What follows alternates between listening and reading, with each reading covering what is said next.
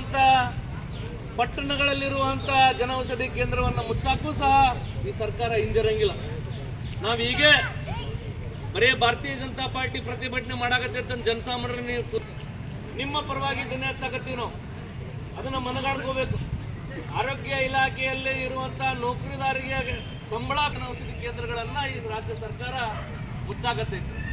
ಇದನ್ನು ಮನಗಂಡು ಬರುವಂತ ಚುನಾವಣೆಯಲ್ಲಿ ಕಾಂಗ್ರೆಸ್ನ ಕಿತ್ತು ಒಯ್ಯುವಂತ ಇಚ್ಛಾಶಕ್ತಿಯ ಮನಸ್ಸು ನಿಮ್ಮಲ್ಲಿ ಬೆಳೆಸ್ಕೊಂಡಾಗ ಮಾತ್ರ ಸರ್ಕಾರ ನೇತೃತ್ವದಲ್ಲಿ ಭಾರತೀಯ ಜನತಾ ಪಾರ್ಟಿಯ ಅನೇಕ ಜನಪರವಾದಂಥ ಯೋಜನೆಗಳ ಮೂಲಕ ಕರ್ನಾಟಕನೂ ಸಹ ಸೇವಾಭಿವೃದ್ಧಿ ಆಗ್ಬೇಕಂತಂದ್ರೆ ಈ ಹೀನ ಕಾಂಗ್ರೆಸ್ ಸರ್ಕಾರ ಕಿತ್ತೊಗಿಲಿಲ್ಲ ಅಂತಂದ್ರೆ ಆರೋಗ್ಯ ದೃಷ್ಟಿಕೋನದೊಳಗ ಹೀನತೆಯ ಆರೋಗ್ಯ ಶಕ್ತಿಯನ್ನು ಹೊಂದ್ಕೊಂಡು ಮಾತ್ರ ಹೋಗ್ಬೇಕಾಗತ್ತ. ಕೂಡಲೇ ಬರೇ ಪಕ್ಷ ಅನುದಾನ ಜನಸಾಮಾನ್ಯರು ಸಹ ಧ್ವನಿ ಎತ್ತಿದ್ರ ಜನೌಷಧಿ ಕೇಂದ್ರಗಳನ್ನು ಜಿಲ್ಲಾ ಆಸ್ಪತ್ರೆಗಳಲ್ಲಿ, ತಾಲೂಕು ಆಸ್ಪತ್ರೆಗಳಲ್ಲಿ, ಹೋಬಳಿ ಮಟ್ಟದ ಆಸ್ಪತ್ರೆಗಳಲ್ಲಿ ಉಳಿಸ್ಕೊಳ್ಳೋಕೆ ಸಾಧ್ಯ ಅಂತಂದು ಹೇಳಿ ಇವತ್ತು ಮೌನ ಪ್ರತಿಭಟನೆಯಲ್ಲಿ ಭಾಗಿಯಾಗಿ ಎರಡು ಮಾತುಗಳನ್ನು ಹೇಳಕ್ಕೆ ಅಣು ಮಾಡಿಕೊಂಡಂತ ರಾಜ್ಯ ಭಾರತೀಯ ಜನತಾ ಪಕ್ಷದ ಕರೆಯ ಮೇರೆಗೆ ಇವತ್ತು ಗದಗ ಜಿಲ್ಲಾ ಭಾರತೀಯ ಜನತಾ ಪಕ್ಷದ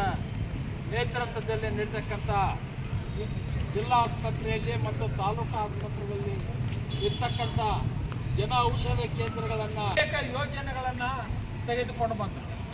ಆ ಯೋಜನೆಗಳು ಬಡವರಿಗೆ ಮುಟ್ಟಬೇಕು, ಕಡಿಮೆ ದರದಲ್ಲಿ ಅವರಿಗೆ ಔಷಧ ಸಿಗಬೇಕು. ಆ ಉದ್ದೇಶದಿಂದ ಎಲ್ಲ ಆಸ್ಪತ್ರೆಗಳಲ್ಲೂ ಕೂಡ ಜನ ಔಷಧಿ ಕೇಂದ್ರಗಳನ್ನು ಸ್ಥಾಪನೆ ಮಾಡಿದರು. ಅಲ್ಲಿ ಇವತ್ತು ಮಾರ್ಕೆಟ್ನಾಗ ಒಂದು 100 ರೂಪಾಯಿ ಸಿಗ್ತಿದ್ರು ಮೆಡಿಸಿನ್ನು, ಇಲ್ಲಿ ಕೇವಲ ಜನ ಔಷಧಿ ಕೇಂದ್ರ 100 ಜನೌಷಧಿ ಕೇಂದ್ರಗಳು ಕರ್ನಾಟಕದಲ್ಲಿದ್ದಾವೆ. ಆದ್ರೆ ಈಗ ಅನಾಯಾಸ ಅಧಿಕಾರಕ್ಕೆ ಬಂದಂತ ಕಾಂಗ್ರೆಸ್ ಸರ್ಕಾರ, ಜನರಿಗೆ ಮೋಸ ಮಾಡಿ ಬಂದಂತ ಕಾಂಗ್ರೆಸ್ ಸರ್ಕಾರ ಇವತ್ತ ಯಾವ ಜಿಲ್ಲಾ ಏನು ಆಸ್ಪತ್ರೆಗಳಲ್ಲಿ, ತಾಲೂಕು ಆಸ್ಪತ್ರೆಗಳಲ್ಲಿ, ಹೋಬಳಿ ಆಸ್ಪತ್ರೆಗಳಿಗಿರ್ತಕ್ಕ 100 ಸಲಕರಣೆಗಳು ಜನೌಷಧಿ ಕೇಂದ್ರದಲ್ಲಿ ಸಿಗ್ತಾ ಇದ್ದಾವ.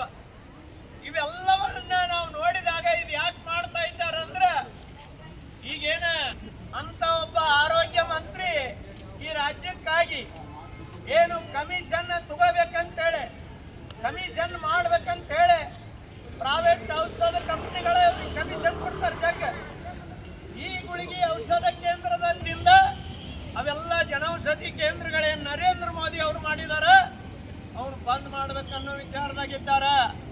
ಈ ರಾಜ್ಯದೊಳಗೆ ದಿವಾಳಿ ಸರ್ಕಾರದ ಪಗಾರ ಕೊಡ್ಲಿಕ್ಕೆ ಆಗ್ತಾ ಇಲ್ಲ ಯಾರಿಗೂ. ಡಾಕ್ಟರ್ಗಳಿಗೆ ಪಗಾರ ಕೊಡಕ್ಕಾಗದಕ್ಕೆ